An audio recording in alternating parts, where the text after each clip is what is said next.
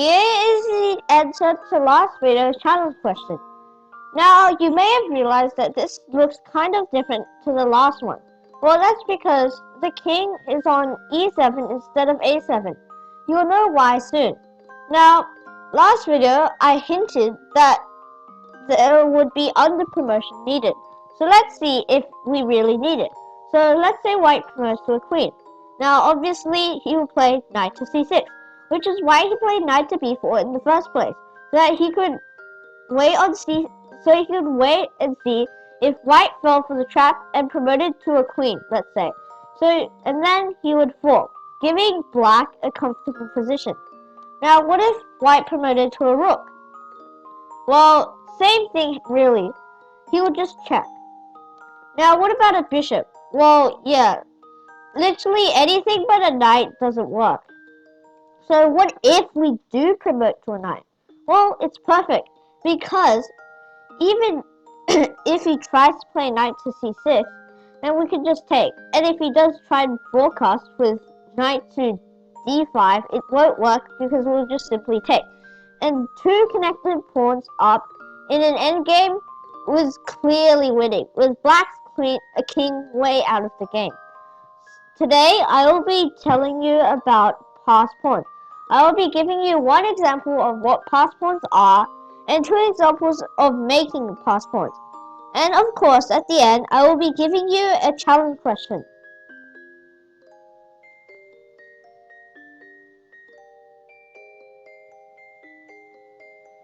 To be able to learn about passed pawns, you first need to know what a passed pawn is. The definition of a passed pawn is a pawn that's on a file where no other pawn in the enemy's pieces can stop that pawn from promoting. Now, there can be, for example, knights or a knight here or a bishop here that stops it. But if there is no pawns that are able to stop it, it is still called a passed pawn. It doesn't matter if there's other pieces that can stop it. It's just that if there's no pawns that can stop it. Now, a perfect example of a passed pawn would be this pawn on h6. It is on the h file, and this file has no other pawns that can stop it from promoting. There is no pawn here on g8, because that obviously be breaking the rules. And there's no pawn here on h7 that can block the pawn. So therefore, it is a passed pawn. Now, I want you to tell me if these pawns that I highlight are passed pawns or not, and give me a reason why they are, or not. Is this pawn a passed pawn?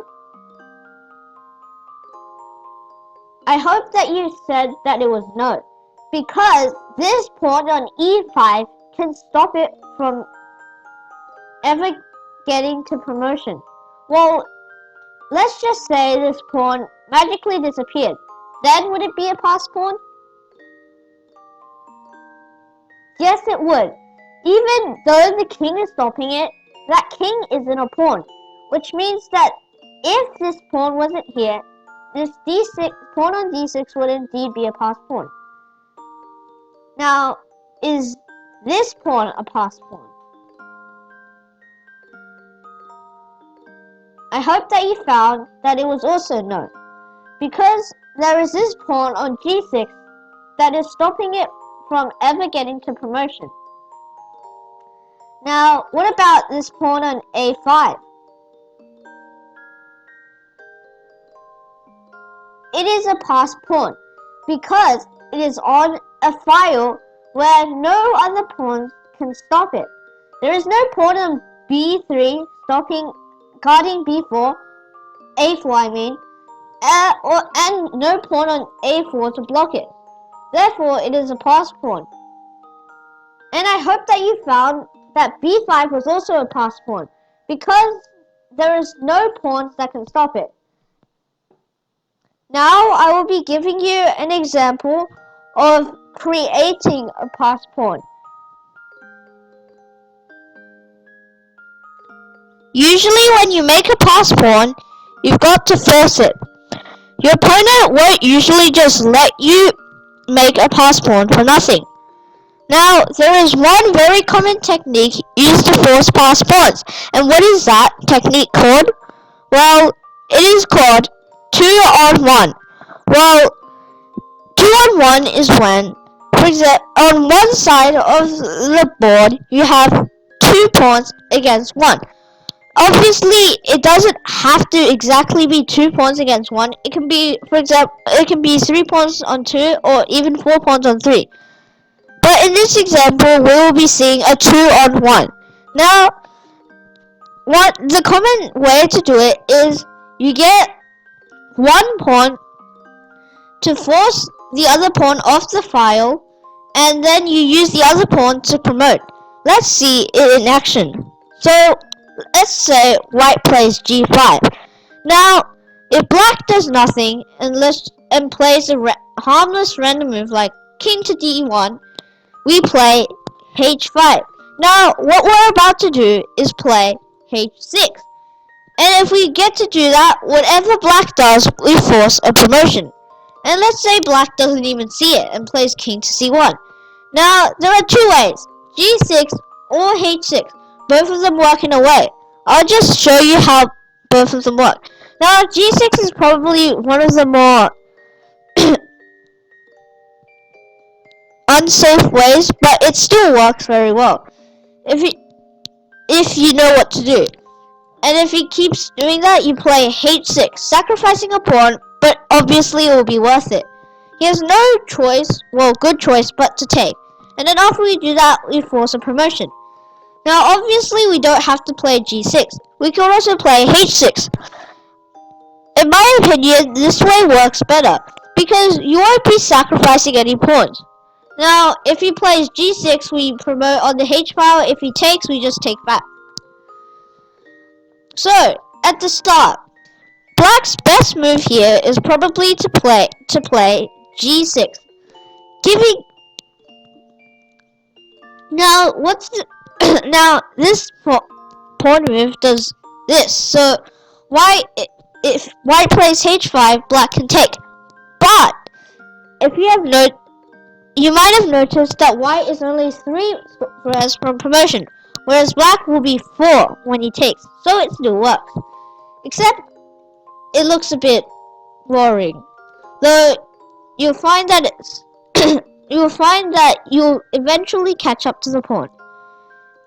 And, well, in this position it'd be checkmate. Now, what if black wanted to make a pass pawn? Can you find a way to do it? Well, black has 2 pawns here on the queen side, whereas white only has 1. So, c5 would be a reasonable move. Now, after white takes, well, it wasn't a pretty good way to force it because white's king is here, and black has no way to advance his pawn more than one move. And in the meantime, it gives white a pass pawn. So yeah, I don't think that would be pretty good. Now I will be giving you another example of forcing a pass pawn. And this time I will let you do it.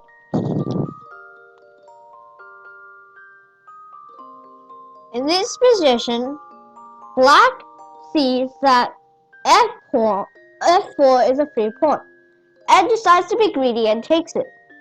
But what if I told you that taking on f4 was a huge mistake?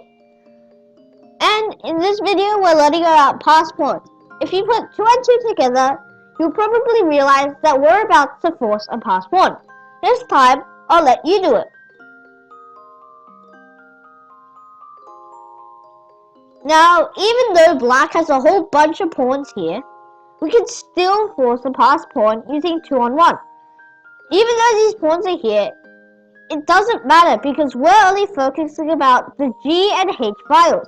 Now I hope that you found that G4. I hope you found G5, sorry. What this move does is it basically forces a pass pawn.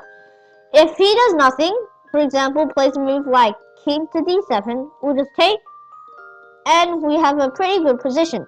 Now you might see that there's rooks here, but have you found that our bishop here on b2 is just looking at the square? And if we play a discovered attack like c4, well, basically, black either has to give up his rook or just let us promote. So, if he decided to take, now, we have a pass pawn anyway, because now we have a pawn on the H file where no other pawn can stop it. And, well, yeah, that pawn's unstoppable. You can't really do anything to stop it. Now, if black, let's say, tried this and that, yeah, well, he does get to stop it, but look what happened. We got a knight for a pawn, and it's all because we forced the pass pawn. Now, after we do something like this and that, we can get our pawn back, and if we cut up the material, we're up a knight for a pawn. Now, I hope that you can see how good forcing pass pawns are. And if you're the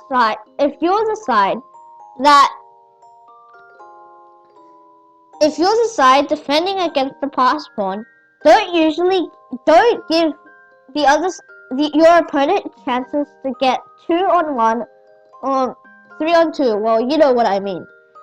Now, I will be giving you the end of video challenge question, which as always will be resolved in the next video.